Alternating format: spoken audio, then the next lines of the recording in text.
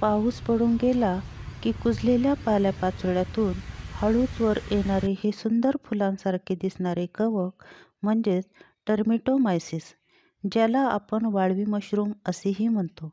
टर्मिटोमायसिस ही एक बुरशीची प्रजाती आहे, ज्याचा बुरशी वाढवणाऱ्या वाळवीशी सहजीवन संबंध आहे.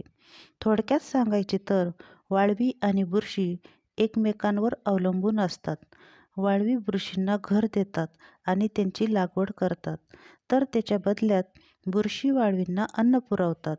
म्हणून ही बुरशी भुसभुशीत मातीत किंवा मुंग्यांच्या वारुळावर दिसते. असे हे टर्मिटोमायसिस म्हणजेच कवक याच्या अनेक प्रजाती आहेत. त्यापैकी काही खाण्यासाठी वापरल्या जातात. काही आदिवासी किंवा स्थानिक लोक या बुरशीचा उपयोग खाण्यासाठी करतात, परंतु योग्य माहिती आणि ओळख असणे आवश्यक आहे.